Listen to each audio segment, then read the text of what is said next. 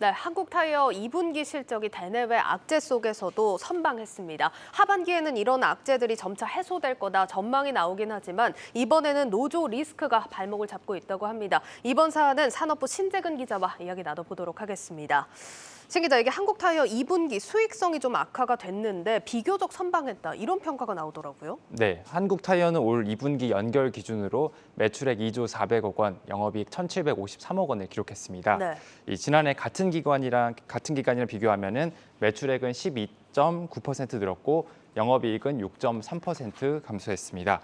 매출은 이 완성차 생산량 감소에 따른 물량 감소에도 불구하고 이 판매 가격을 20% 가까이 올린 덕분에 이렇게 분기 최대 실적을 냈습니다. 예. 이 영업이익은 재료비와 운임비가 크게 올라서 이제 줄긴 했지만 시장 예상치를 10% 이상 상회했습니다.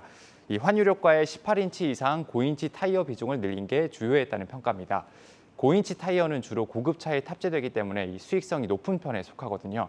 이 정리하면은 최근 1년간 한국 타이어는 실적 부진에 시달렸지만 네. 이번 실적을 통해서 앞으로 좋아질 수 있다는 가능성을 확인했습니다. 네, 그래서인지 지금 증권가에서도 목표 주가를 계속해서 올려잡던데 어떤 부분에 좀 특히 기대를 거는 겁니까? 우선 재료비나 물류비 같이 그동안 수익성을 짓눌렀던 요인이 하반기 들어서 좀 해소될 전망입니다. 예, 실제 재료비의 경우 천연 고무 가격이 지난 2월 정점을 찍은 뒤로 이 국제유가 하락으로 20% 가까이 하락했고요. 많이 떨어졌네요. 네. 또 다음으로 운임비 지표인 상하이 컨테이너 운임 지수는 1년 만에 4천선 아래로 떨어졌습니다.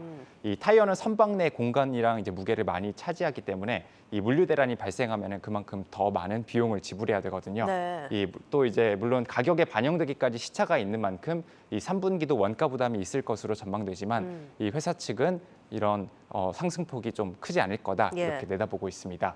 또 효자 상품 고인치 타이어 비중도 하반기에 더 확대되는데요.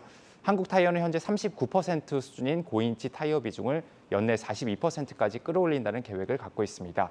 이렇다 보니 증권가에서는 한국 타이어의 3분기와 4분기 영업이익 추정치를 한 달 전보다 각각 2%, 3%씩 높였고 목표 주가도 4만 원대에서 5만 원으로 올렸습니다. 네, 이런 쉽지 않은 어떤 대내외 환경들이 좀 해소가 되면서 모처럼 증권가에서 목표 주가를 올려잡는 흐름이 나오고는 있습니다. 자, 그런데 이번에 리스크가 되는 게 노조 리스크라고 합니다. 근데 원래 이 한국타이어 노조, 노사 관계가 굉장히 끈끈했다고 하던데 언제부터 이렇게 틀어진 겁니까? 네, 한국타이어는 오랫동안 이 끈끈한 노사 관계를 구축한 회사로 유명한데요. 네. 이 58년 동안 무분규 타결을 한 게 이를 증명합니다.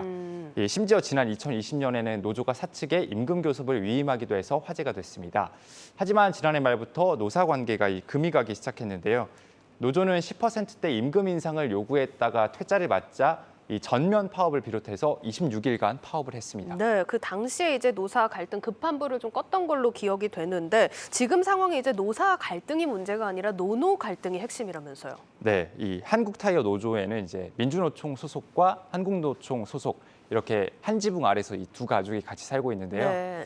지난해 제1노조였던 한국노총 소속 노조위원장이 임단협 합의 과정에서 이 조합원들의 의사를 확인하지 않았다는 불만이 터져 나왔고 네. 이때 그 한국노총 조합원 상당수가 이 탈퇴를 해서 민주노총으로 이동을 했습니다. 그 결과 제2노조였던 민주노총 소속 노조가 과반수 노조, 이 제1노조가 됐고 확인해 본 결과 이 비율로 따지면은 전체 노조 조합원 가운데 민주노총 소속이 60%, 한국노총 소속이 40% 정도 된다고 합니다. 현재 두 노조는 임금 협상도 이제 따로 하고 있는데요. 원래는 지난해까지 과반수 노조였던 한국노총 소속 노조가 이 대표로 이제 하고 있다가 이게 사이가 틀어진 이후로 이제 따로 하게 됐습니다. 예. 이번 임금 협상 과정에서 두 노조가 제1노조 자리를 두고 힘겨루기에 들어갈 거란 분석이 지배적입니다. 근데 이렇게 노조가 지금 둘로 쪼개진 상태에서는 어떤 식으로 협상이 진행이 되는 겁니까? 제1노조 자리를 두고 노조가 현재 다투고 있는 만큼 이 노조원들은 유리한 협상 결과를 차지하기 위해서 서로 경쟁할 가능성이 높습니다. 네. 따라서 양대 노조는 이 조합원들의 마음을 얻고 결국에는 조합원들을 뺏어올 수 있는 방식을 선택할 가능성이 높은데요. 이 강성화 가능성이 높은 거죠. 예. 네, 그래서 현재 임금 협상 속도가 가장 빠른 곳은 이 제2노조인 한국노총 소속 노조입니다. 이 노조는 이미 이제 지난달 12일 상견례를 시작했고요. 현재까지 회사와 4차례 정도 협상을 한 것으로 알려졌습니다. 반면 제1노조는 파업 절차를 밟으면서 험난한 행보를 예고했습니다. 지난해 파업 당시 하루 피해액만 100억 원에 달하는 것으로 추산됐을 정도로 이 타이어 업계에서 이제 파업은 상상할 수 없는 그렇네요. 시나리오거든요. 예. 네, 완성차 회사에 이 신차용 타이어를 납품하는 경우 납기를 맞추는 게 정말 중요하기 때문입니다. 하반기 반전을 노렸던 한국 타이어의 가장 큰 리스크는 원자재 값 등 대외 불확실도 아닌 기술력 같은 내부 역량도 아닌 이 노사 문제라고 할 수 있겠습니다. 네, 이제 막 업황이 나아지기 시작한 타이밍인데 풀기 가장 까다롭다고 하는 노사 문제가 엮였습니다. 빨리 좀 해결책이 나올 필요가 있어 보입니다. 산업부 신재근 기자였습니다.